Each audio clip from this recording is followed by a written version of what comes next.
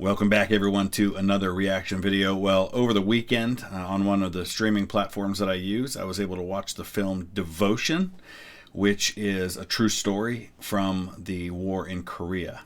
And I wanted to follow that up by doing a reaction to a video about that very story.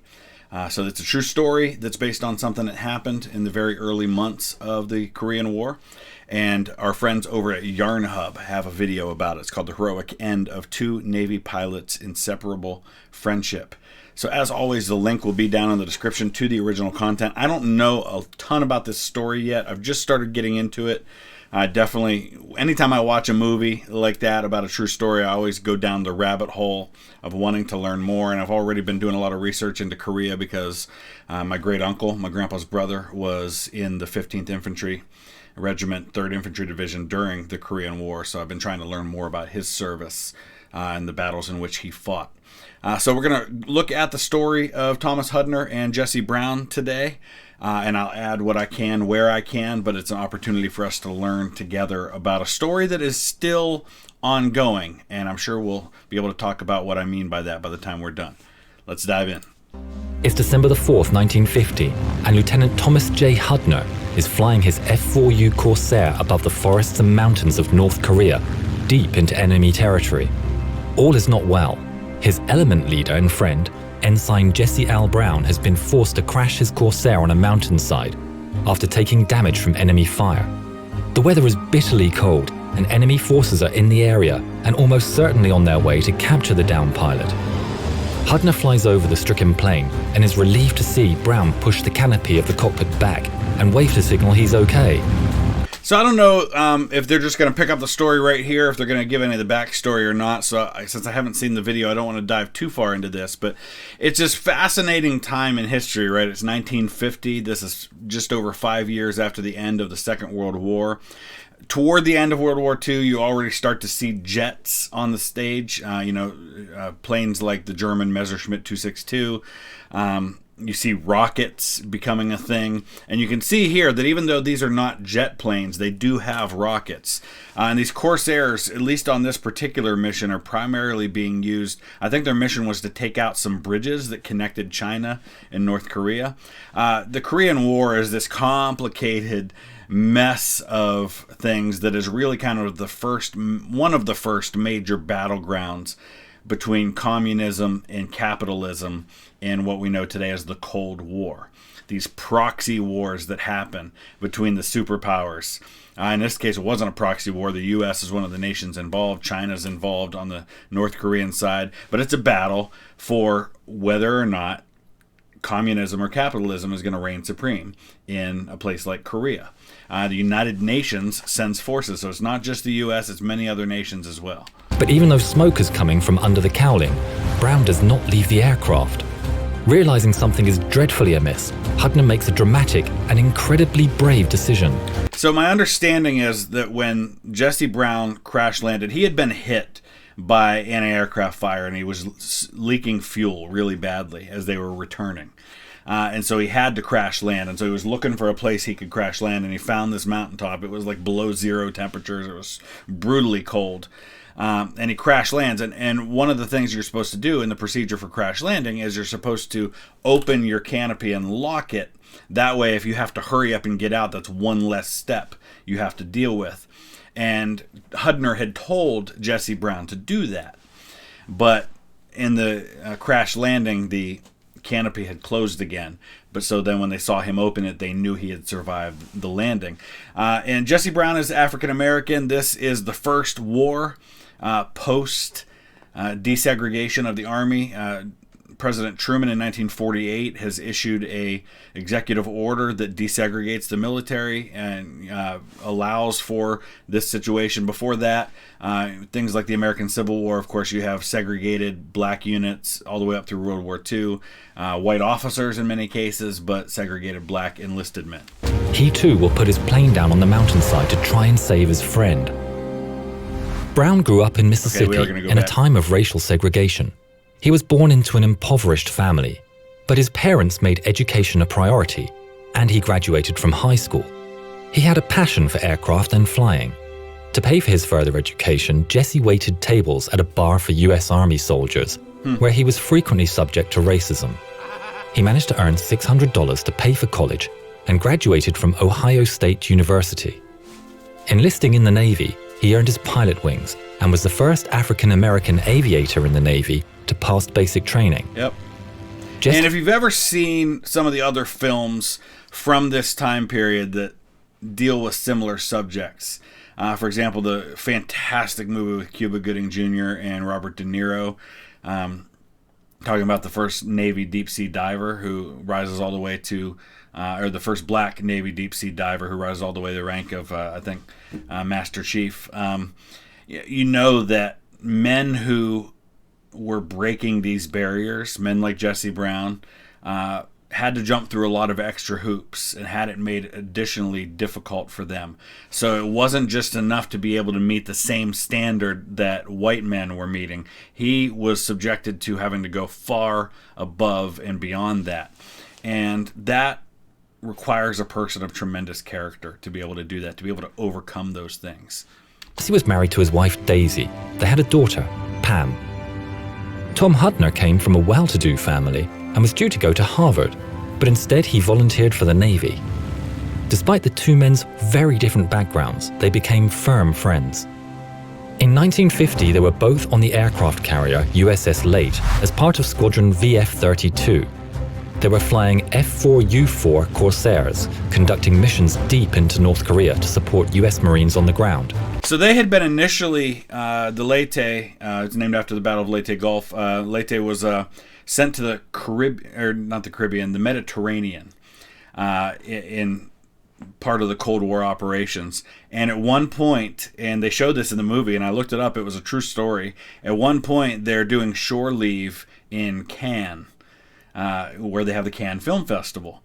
And they meet none other than Elizabeth Taylor. And apparently this all really did happen. Hudner and Brown did meet Elizabeth Taylor, and sounds like it was a very positive interaction that they had with her. And then they're shipped over to Korea, and they're there like right at the very beginning when this is all first going down. The Corsair was a snarling beast of an aircraft with a reputation of being fun, but hard to handle.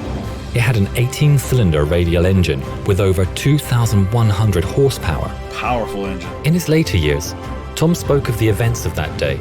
This audio is of Tom, in his own words, telling how he met and became friends with Jesse, this is cool, and the incredible story of how he tried to save his friend back in the winter of 1950. I was scheduled for my first flight, was in the locker room, changing into my flight gear when Jesse came in. Now, I knew that Jesse was in the squadron. I knew who he was, but I knew almost nothing else about him. But he introduced himself to me, and I reached out my hand to shake it, and we had a rather brief conversation because I had to get going.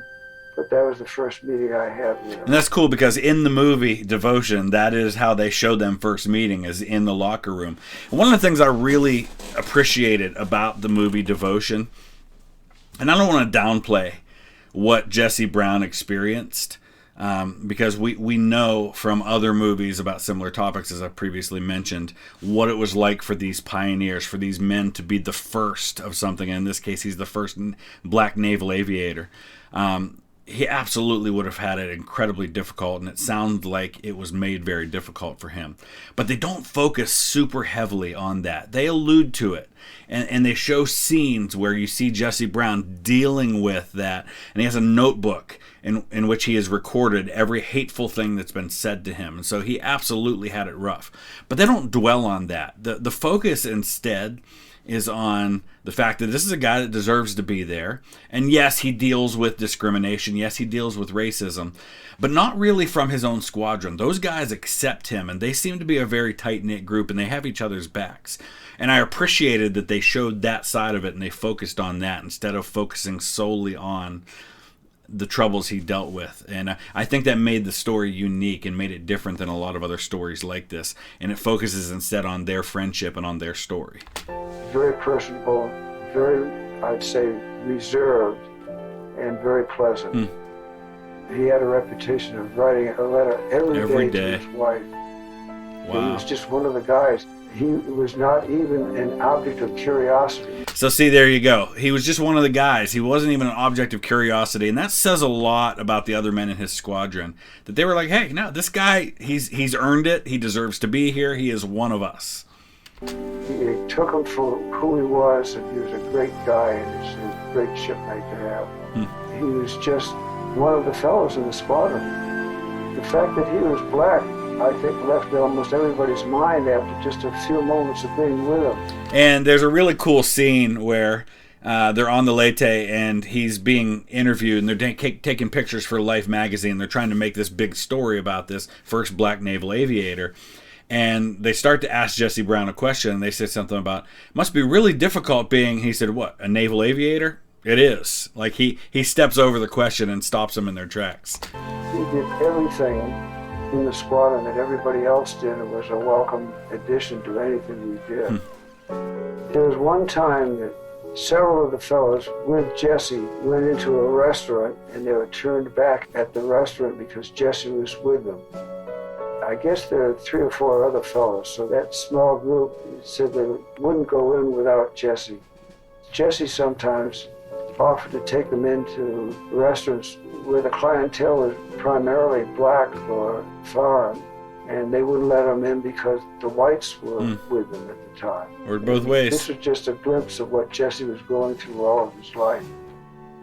On December the 4th, 1950, the men formed part of an element flying a mission to support U.S. Marines near the Chosin Reservoir. And I tell you that, that scene, they don't show much of the ground combat at the Chosin Reservoir in the movie, but the scenes they show, it's intense. It's super intense. Brutal time, most of it caused by the weather and the almost unbelievable arduousness of the flying. When I heard Bill Caney call on the radio, Jesse, you're streaming something. It looks as if you're streaming fuel. Jesse came back after a moment and he said, yes, I am losing fuel, and I don't know how long I'll be able to stay up. So right away, the rest of us in the flight looked around to see if there were any possible spots that he could land. There's a fairly large clearing, not on a level spot, but relatively level. So the weather here is brutal at this point. My Uncle Paul, who I mentioned earlier that was in the 15th Infantry, that's one of the things he talked a lot about, was just how brutally cold it is. And we have pictures of him in all of his winter gear from Korea. It's just brutal stuff. And he headed over for that spot, streaming fuel all the time. While he was concentrating on doing what he had to do in a cockpit, which was losing power, I called to make sure that his shoulder harness was locked and that his canopy was open and locked open, because it was procedure for us at that time always have the cockpit canopy open so that you could egress the airplane quickly. Yeah, so this is what a good leader does, right? This is what Hudner's doing. He's walking him through the steps. He's telling him, okay, make sure your harness is locked. Make sure your canopy's open. Do everything you need to do. There's probably a lot of emotions for him going on right now because they know that this is a dangerous thing that's about to happen with him crash landing on top of a mountain in sub-zero temperatures with enemy all over the place. So when he landed the airplane, a lot of snow came up when he landed, but when he stopped and things settled down, he saw that the canopy had slammed shut from the force of the landing, and the fuselage was bent at the cockpit from the force of the crash. Well, all I could see was that he did land. I don't know whether to say successfully or not. He landed without bursting into flame or anything like that. About half a minute or so before everything settled down with the snow settling, he saw that he had opened the canopy. And let me just say, and Yarnhub are friends of this channel. We talk every so often. They're very supportive of what we do, and I love Yarnhub, and I love the way they tell these stories. But I love the fact that they have chosen to use Tom Hudner in his own words to tell this story, because there's no better source than the guy who was there in command, who was a part of this story. Waved at us to let us know that he was alive, but he sat in the cockpit. He didn't move from what we could see. Then we could see that there was some smoke coming out from under the cowling of the airplane. Then the flight leader came back and told us that a helicopter was on the way, but take a while before he could get there. And because of the length of time it had taken to get there and because of the smoke coming from under the cowling, I made the decision to make a crash landing near Jesse and pull him out of the cockpit while waiting to rescue the helicopter. The flight leader, I don't think he knew that I was leaving formation to do that. But I was determined to do it because I was concerned about the fire, the airplane breaking out into flame, and Jesse not being able to get out. So you have to think about what a gutsy call this is, because if Jesse has crash landed and he's obviously stuck in a plane that's on fire, you are risking the same thing happening to you, right? Best case scenario, you're able to crash land and now you're in sub-zero temperatures trying to defend this guy who's stuck in a plane with the possibility the enemy's going to come and get there before the helicopter does to rescue you. You're risking your own life for a guy who you might not even be able to save. I dropped my ordnance. What I wanted to do was get as light as I could for landing in that terrain. So I landed and ended up about 100 yards away from Jesse's airplane. And I was okay.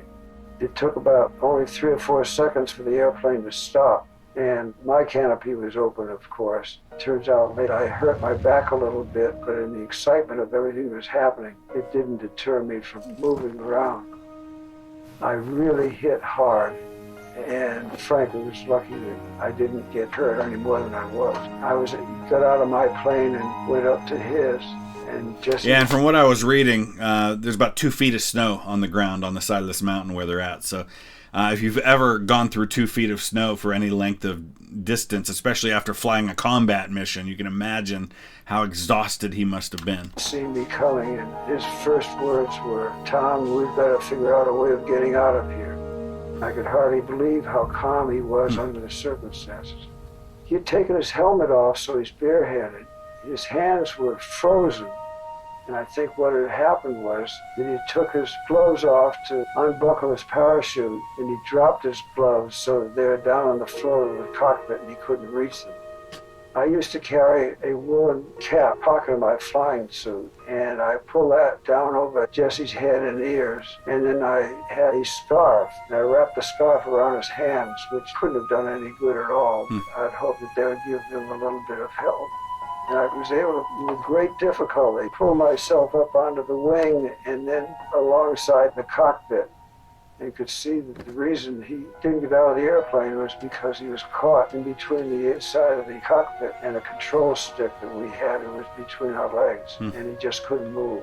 The snow, as I said earlier, is about 2 feet deep. Jesse and I talked a little bit. There wasn't much conversation that went on. He said to me, "Tom, if anything happens to me, tell Daisy how much I love her." Eventually, the rescue helicopter got there. But despite their best efforts, Jesse could not be freed and he was succumbing to the bitter cold. Even getting to the cockpit was very difficult with the airplane on a slope and with the deep snow. They considered more extreme measures to get Jesse out of the plane, but with the conditions they had, it was virtually impossible. Deep in enemy territory, in the mountains, with night falling, and with the prospect of capture, they were forced to make the difficult decision on what to do next. And, I've never served in the military, so I don't have firsthand knowledge of this, but I know that more than anything else from many of the people that I've known in my life who are in the military is that the last thing you ever want to do is leave a guy behind. And, you make that pact with one another that no matter what, even if you are killed, we're going to get you home.